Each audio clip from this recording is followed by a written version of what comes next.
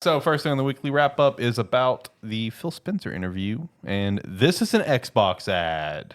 Did you guys see that ad? No.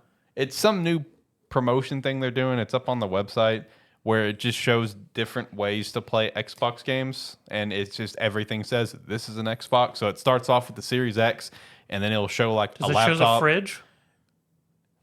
I don't. That's a great question. I haven't. Does it show the fridge? I I will- have to know. I will say I didn't. I may have seen parts of this. I didn't know if people were memeing. I've just seen a bunch of pictures that say this is. People are putting this as an Xbox on stuff that is anything generally shaped like an Xbox console. So I don't know what's real and what's not. Okay, so no, there's no fridge, unfortunately. Okay. No, they have they have the Xbox Series X. Then they have a laptop saying this is an Xbox for your lap. Then they have one of the handheld gaming PCs. It's kind of small, so I can't. I think it's probably the Asus, and it says this is an Xbox. It tags along, and then they have a cat in a litter box, and it says this is a cat box. And it's like this is an Xbox that goes on the wall, and it's a flat screen TV. And then it's like this is an Xbox that makes calls, and it's your phone. And it's like this is a bento box, and it's got a bento box. And this is an Xbox on the inside, and it's fire stick. Can you do Game Pass on your phone? Yeah, I've got it on my phone. I didn't realize that. Okay. Yeah. Then it's got this is an Xbox that you wear with the Oculus, and it's like this is still an Xbox, and it's the Series S, and that's the big promotion thing. Which all this is really telling is kind of giving a little indication of that future of Xbox, where they want to be able to play everywhere, as we've already known. Which Phil Spencer did have an interview about this, and he did confirm there is a handheld in development, to no surprise, but it is a few years out, which also tells you it's just going to launch with the next generation. It's not going to come out this generation. So an official Xbox handheld in the works, probably going to launch with the next gen, which makes sense with me. I think next gen you launch your main console and you launch like the handheld hybrid, with the handheld alternate. I think that's all you do. You don't do this Series X, Series S thing, because I feel like it's just, as we all know, put them in a corner, right? It's kind of screwed them. Which the same thing could be said about the handheld potentially, but I'm sure they'll figure it out. It's got to be the same. It's got to be the same thing where it's got to be powerful enough to run all the games because they're going to require that it be able to be played on it. Yeah. To developers. Right.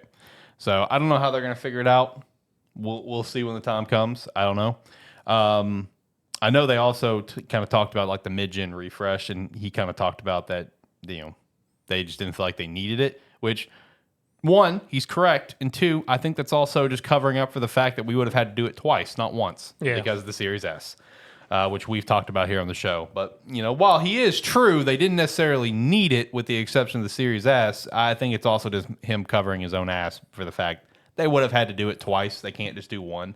I mean, it's smart to not do it at all, but if Yeah. you were going to do it, there's no need to do it for the Series X. Yeah. You would have just had to have released a newer version, Of the Series S, yeah. Which, in their mind they did, because they did the Xbox X, Xbox Series X all digital. So there you go. So I mean, and again, the way he framed the whole thing is that he just didn't feel like it was needed. Which we can agree, if we're talking just the most powerful console, it's not needed. Let's look at the PS5 Pro, because he talked about previous generations and stuff where it's like there were substantial growths, like where Xbox One, Xbox One X, there was substantial growth of the 4K and stuff. You're going from 1080p to 4K. There's growth there. There's just not, we can't get substantial growth here. So I guess a little kudos to that, even though it's clearly a cover up. But he also talked about there is no red lines in the Xbox portfolio in which games can come into PlayStation. So we've talked about it before. So again, like something like Halo could be on the PlayStation one day. Still looking at more acquisitions, though very large deals are probably off the table, as they should be. Jesus Christ. He claims that the business is healthier, which we'll see about that. We'll see if there's any more damn layoffs, and there's more room for smaller hit titles like Grounded, which is made by 12 people. You had Hi-Fi Rush and Tango. I don't know what... all right, buddy. Whatever.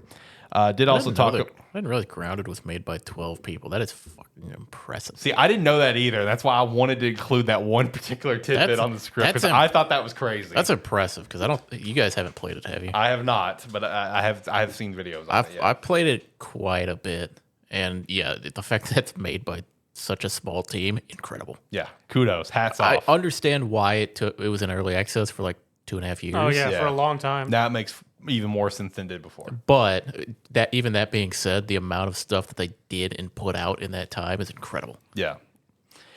He also talked about how Indiana Jones on a subscription service was apparently a headache like racing games in terms of license and stuff.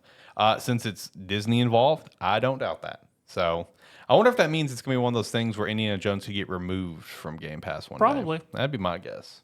You know, even though it's an Xbox title, could get removed. So I don't know. I mean, really the biggest thing to take away from this is there is an Xbox handheld officially in development, which kind of already knew that based on the gigantic Xbox leak that happened, that it was apparently in the works already. But it's cool to see that it's officially confirmed by the man himself. Yeah. Looking forward to being able to have an Xbox handheld. Yeah, for the first time ever. So I'm glad they're getting their foot in the market for that. Year I'm glad 2030. handhelds are coming back. Yeah, I was gonna say I hope that means that PlayStation will actually get their, because apparently the Portal has exceeded their sales expectations, which was I that's imagine good. probably pretty low. They probably had pretty low expectations. So hopefully that means that, because I've always believed with the Portal that the Portal was them dipping their toes in the water to see if it's like, all right, should we do a native one? Let's do this first, and let's see if a native one will work.